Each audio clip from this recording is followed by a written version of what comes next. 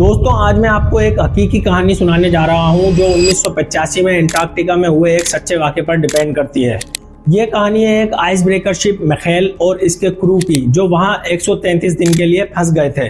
दोस्तों इस कहानी की शुरुआत होती है शिप के जिम्मेदार और माहिर कैप्टन पेट्रो से। पेट्रो अपना शिप लेकर अमेरिका से ऑस्ट्रेलिया जा रहा होता है। सब कुछ ठीक चल रहा होता है, लेकिन अंटार्कटिका के समंदर में पहुंचते ही इनकी नजर एक बड़े से आइसबर्ग पर पड़ती है जो सीधा इनके रास्ते में आ रहा होता है। फिर पेट्रो फौरन अपने क्रू को होशियार रहने का हुक्म देता है और आइसबर्ग से बचने के लिए शिप को दूसरी तरफ मोड़ देता है। लेकिन फिर भी इतनी कोशिश के बाद शिप का एक हिस्सा आइसबर्ग से टकरा ही जाता है। इस टक्कर से रडार सिस्टम खराब हो जाता है और एक क्रू मेंबर और उसका डॉगी पानी में गिर जाता है। फिर पेट्रो और इसका क्रू इसे बचाने की कोशिश तो करते हैं, लेकिन सिर्फ उसका डॉगी ही बचा पाते हैं और इस तरह एक शख्स अपनी जान की बाजी हार जाता है। अब शिप पर मौजूद सब लोग टेंशन में होते हैं और मुश्किल वक्त चल रहा होता है और इस मुश्किल वक्त में वाइस कैप्टन चार्ली पेट्रो के फैसलों से नाराज होकर रशिया में मौजूद ऑफिस में रिपोर्ट भेजता है और इस सारे मामले का जिम्मेदार कैप्टन पेट्रो को ठहराता है। फिर कुछ दिन बाद रशिया से ऑर्डर आता है कि नए कैप्टन जॉन को शिप पर भेजा जा रहा है और पेट्रो को इसकी पोस्ट से हटा दिया गया है।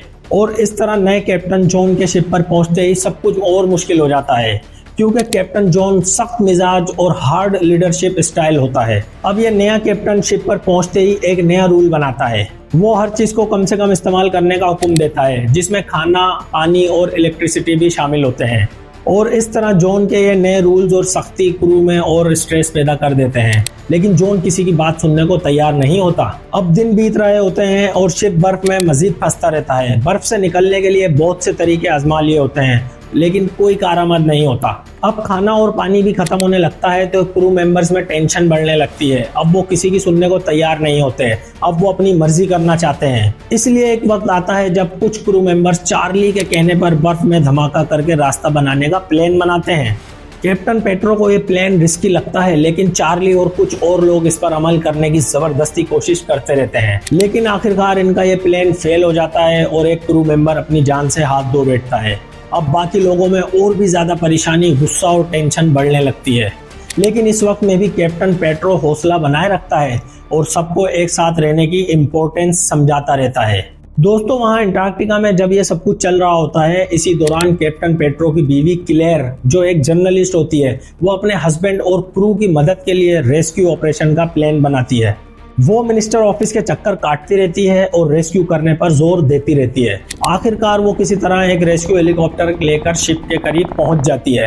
कैप्टन पेट्रो और बाकी क्रू ये देखकर हौसला और हिम्मत से भर जाते हैं और इनकी जान में जान आ जाती है और सबके चेहरों पर खुशी का एक अलग ही आलम होता है। फिर कैप्टन पेट्रो और कैप्टन जॉन और क्रू मिलकर एक आखिरी कोशिश करते हैं कि शिप को इस बड़े आइसबर्ग के नीचे से गुजारने का रास्ता बनाया जाए।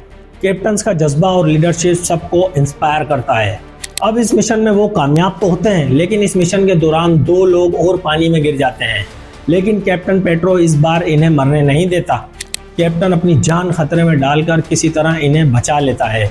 इस तरह इनका जज्बा और सेक्रीफाइसेस क्रू के हर मेंबर को और भी मोटिवेटेड करते रहते हैं। अब वो थोड़ा और आगे चलते हैं तो कुछ वक्त गुजरने के बाद एक और बड़ा आइसबर्ग इनके करीब आ जाता है, जो इनके लिए और खतरा लेकर आता है। लेकिन कैप्टन पेट्रो अपने ऑब्जर्वेशन और कैलकुलेशन के जरिए ये समझ जाता है कि ये आइसबर्ग इनके रास्ते को और मुश्किल बनाने वाला है। इससे बचने के लिए वो कुछ इस तरह कोशिश करता है कि शिप को आइसबर्ग के नीचे से निकाला जा सके और बाकी क्रू मेंबर्स पेट्रो के रास्ते पर चलने लगते हैं और एक टीम की तरह इसका साथ देते हैं। फिर आखिरकार वो बहुत सी मुश्किलों का सामना करते हुए आइसबर्ग को तोड़ते हुए क्लेयर और उसकी रेस्क्यू टीम के साथ यहाँ से सेफली निकल जाते हैं। अब पेट्रो और उसका क्रू जीत का जश्न मनाते हैं और सब लोग इस सफर के बाद एक हीरो की तरह पहचाने जाते हैं। दोस्तों ये कहानी सिर्फ मुश्किल हालात में एक जीत की कहानी नहीं है, बल्कि एक सच्चे लीडर और हौसले की भी है जो अपनी टीम को हमेशा साथ लेकर चलता है। दोस्तों ये कहानी थी हिम्मत और लीडरशिप की। इसके बारे में आपकी क्या राय है, कमेंट्स में जरूर शेयर करें। मिलते हैं नेक्स्ट वीडियो में, तब तक अपना खास ख्याल रखें। खुदा हाफिज।